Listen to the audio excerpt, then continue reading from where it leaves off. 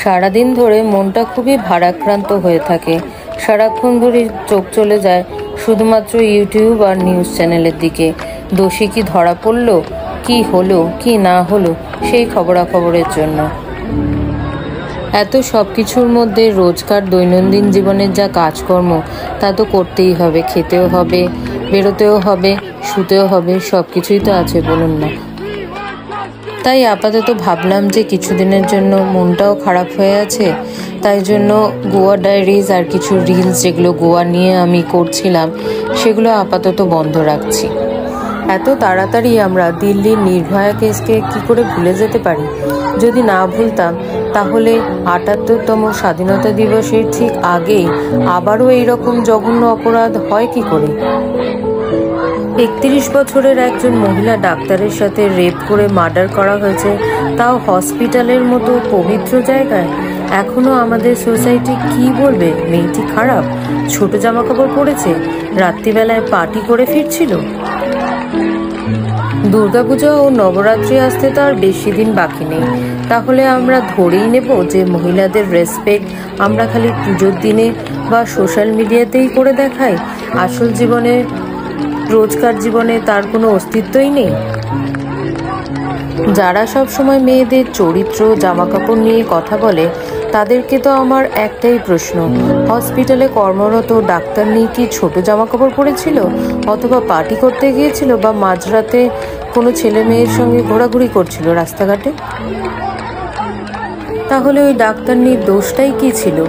অন্যকে দোষ দিয়ে তো লাভ নেই, আমাদের নিজেদেরকেই প্রথমে চেঞ্জ হতে হবে। এক্ষেত্রে আমরা পুলিশ প্রশাসনকে কোনো দোষই দিতে পারি না। সব সময় কি কেউ আমাদের সিকিউরিটি দিতে পারবে? নাকি সারাক্ষণ চাকু ছুরি বা স্প্রে নিয়ে ঘুরবো? নিজের ঘরে ছেলে ভাই দাদাদেরকে শেখাতে হবে মেয়েদেরকে সম্মান করতে।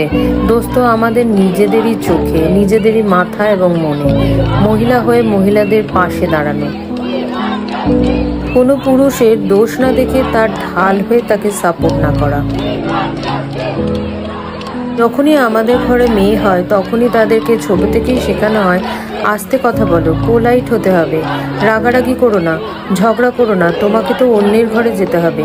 কিন্তু একই জিনিস ছেলেরা করলে বলা হয় ছেলেরা তো এইরকমই হয়। তা না হলে আবার ছেলে কিসে? তা না হলে আবার পুরুষ?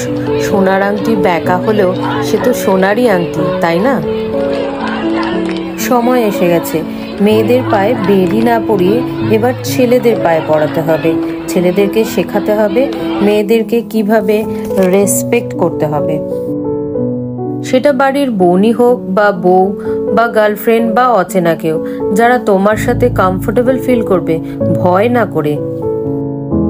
আমরা মেয়েরা কোনো ছেলের কাছে অপরচুনিটি বা সুযোগ নয়, বরঞ্চ রেসপন্সিবিলিটি।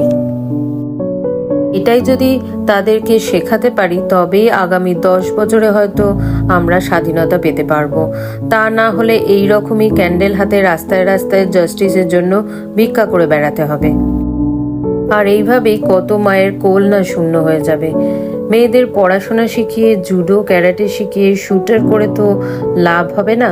তার পাশাপাশি বাড়ির ছেলেদেরকেও একজন মানুষের মতো মানুষ করতে হবে, যাতে মানুষের দুঃখ কষ্টের সময় তার পাশে দাঁড়াতে পারে। বটবৃক্ষের সমান পুরুষ যার তলায় নারীরা স্বস্তির নিঃশ্বাস ফেলতে পারে।